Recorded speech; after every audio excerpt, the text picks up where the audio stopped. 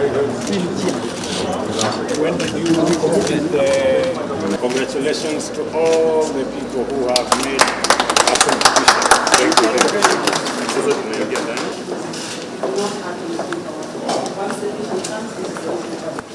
Welcome to dialysis unit. It's a 11-bed capacity. Okay.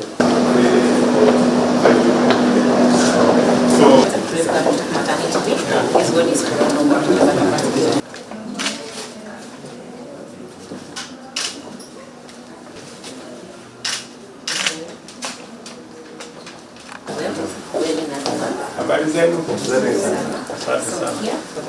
Asante sana. Okay, asante sana. Naitwa nani wewe? Naitwa Elsa. Elsa. Okay. Asante sana. Very good. Yes. Okay. Very good. Asante sana. How are you, boss? Asante sana. Okay.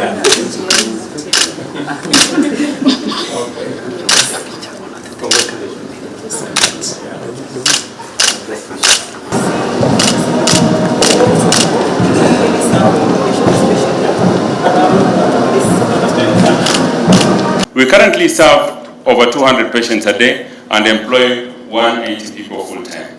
At full capacity, we expect to serve more than 400 patients a day and we'll have more than 300 members of staff.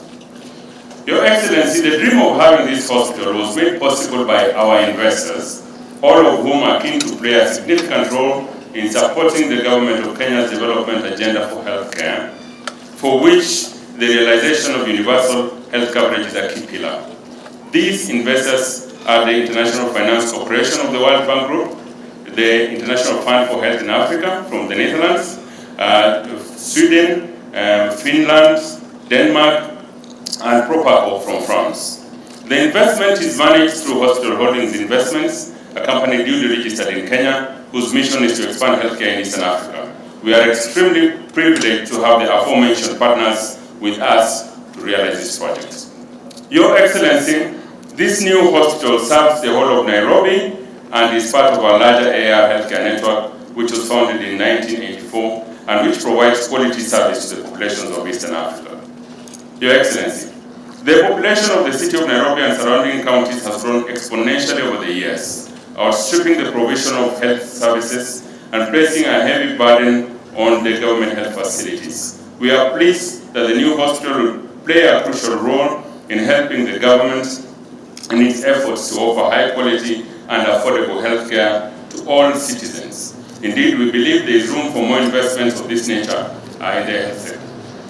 Your Excellency, as a team, we assure you and your government of our firm commitment to the health and well-being of our communities, and we hope to play an increasingly significant role in the expansion and access to quality and affordable healthcare in our country. In fact, we are committed to putting up additional modern hospitals and clinics in various parts of the country and throughout Eastern Africa in the coming years. We look forward to the cooperation of the government in enabling us to achieve this vision of creating a network of top-notch hospitals in Kenya and beyond.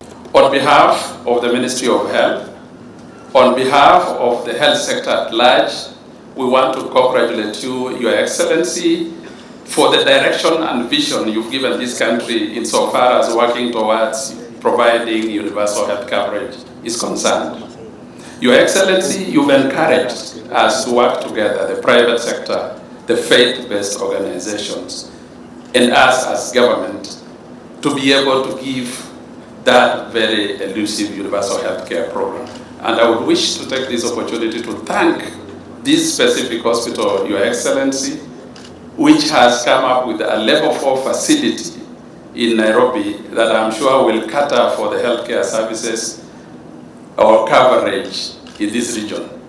I am told that they have 21 facilities around the country, and Your Excellency, in your direction of providing primary healthcare services, they have not also been left behind because they have a referral mechanism that they use in those 21 facilities. France, Denmark, Finland and Sweden, and our respective development finance institutions that have contributed to the construction of the AAR hospital. All our governments have long-standing relationships with Kenya and East Africa, cooperating on several sectors, including healthcare, but also agriculture and financial inclusion.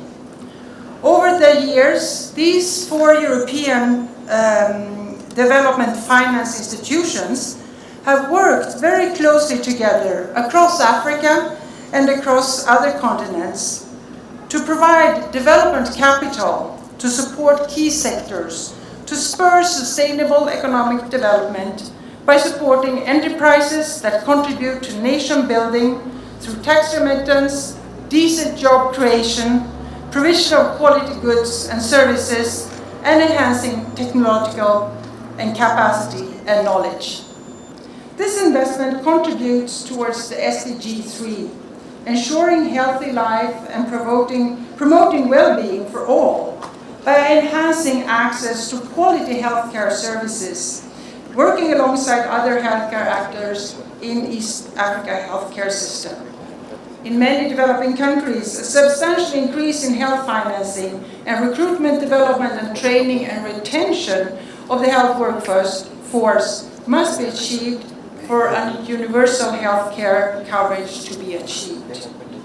We remain committed, and I speak for all 4 of us, to working in East Africa and the wider Africa to provide capital, knowledge and technical assistance to support sectors that turn these economies to grow and become more resilient. Healthcare is not just important, it is fundamental. It forms one of the cardinal pillars of our radical bottom-up transformation agenda. The people's fundamental right to healthcare constitutes a vital component of our governing mandate, and it is important to use such an opportunity as this to lay emphasis on this particular subject.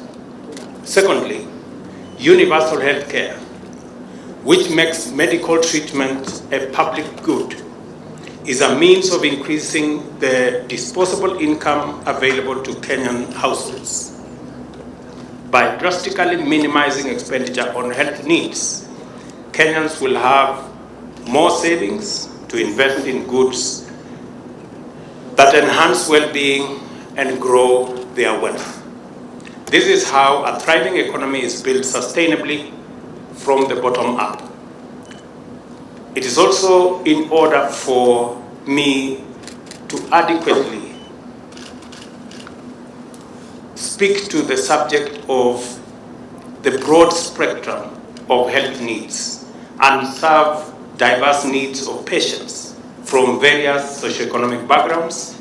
Our healthcare ecosystem must itself process a rich mix of varied service providers.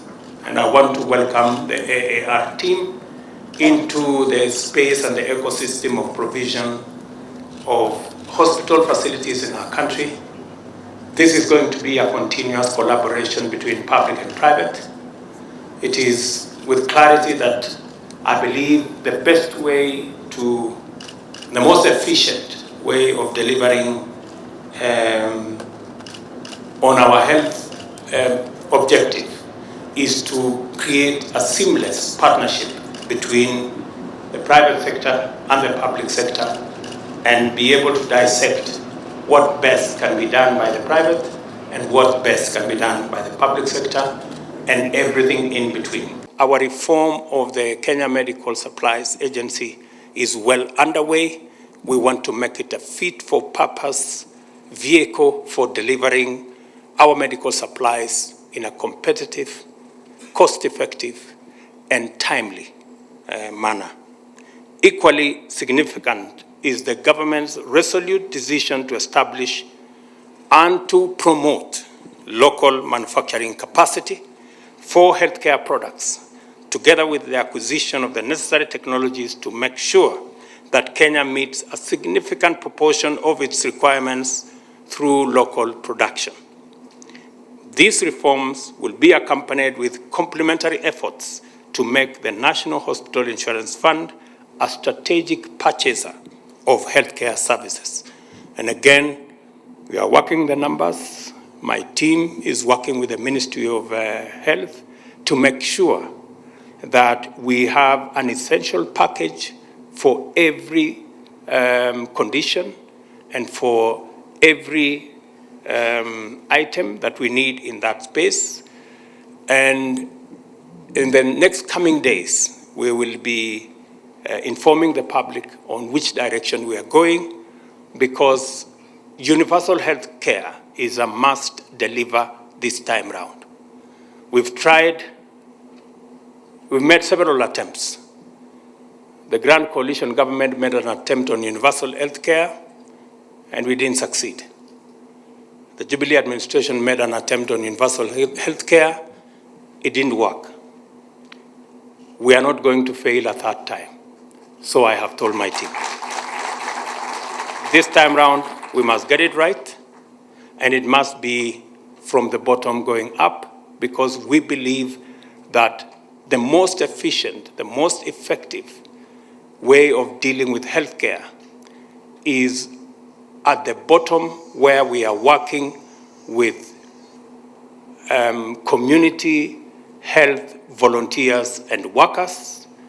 And just this weekend, we sat down with all our governors, and we have agreed as a whole of government approach that our first intervention is to make sure that the 100,000 community health workers across Kenya will now be hired by both the national and county governments to provide the first line of response and the first line of contact between the healthcare system and the citizens of Kenya.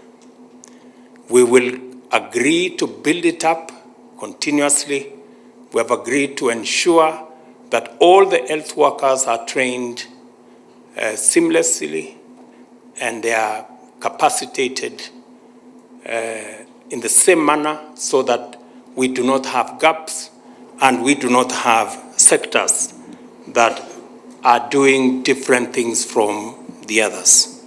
Our vision of this sector is to enhance the health and well-being of every citizen in order to make them live longer, happier, and more productive. In so doing, we set a firm foundation for sustained economic growth.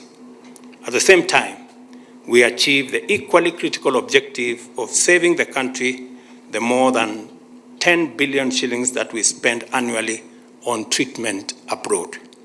Finally, and also fundamental, we intend to turn Kenya into the most attractive destination for healthcare and medical tourism in Africa and possibly globally. I am confident that we can and will achieve our objective, because all that is required is the right people and the right investment. Kenya's strength has always been our resilient, hard-working, well-educated, and highly skilled manpower. We are now taking firm strides to attract and promote appropriate investments that will help us deliver on the various configurations of partnerships on all items of our development, including healthcare. We are also committed to the active promotion of healthcare system that is robustly attentive to preventive healthcare in addition to curative healthcare, because prevention is always the most efficient deployment of resources and the best means of enhancing well-being and minimizing suffering. In order to accomplish these crucial purposes, it is paramount that a highly attractive investment environment is intentionally cultivated to assure investors that their ventures in Kenya shall be competitive, productive, efficient, and profitable. The political climate is important to this end, as is the policy framework. I thank and I take this opportunity to assure all investors already on ground and those whom we shall have the honor to welcome in the coming days that Kenya is safe, secure, stable, democratic state anchored on the rule of law with a very well developed legal system which guarantees the security of property rights and is committed to a free market economy. It is important for me to say this because to be able to build on the model that we have on public-private partnership, it is critical that all our partners understand that Kenya is a free market economy that is democratic and that nobody is going to take advantage of their investment. Our democracy is vigorous, transparency and accountability is robust, and the system of checks and balances works. We encourage all players in the healthcare sector to use this opportunity and explore imaginative possibilities to collaborate under various configurations, including public-private partnerships, in order to bring to healthcare the strategic and collaborative ventures that have been successful in other sectors. The government is also taking substantial measures to ensure that education and training provides the skills and professional capacity required to run a globally competitive healthcare sector. Again, we had a meeting with all our governors this weekend, and we have agreed on how the training of healthcare professionals will be shared between the county and the national government. And we have also agreed on a mechanism that while the training of our healthcare personnel is going on, our facilities, either at the county or at the national, do not suffer. We're going to have a conversation, and we are going to work with all stakeholders to make sure that we facilitate the training of our healthcare personnel without necessarily interfering with the provision of health services.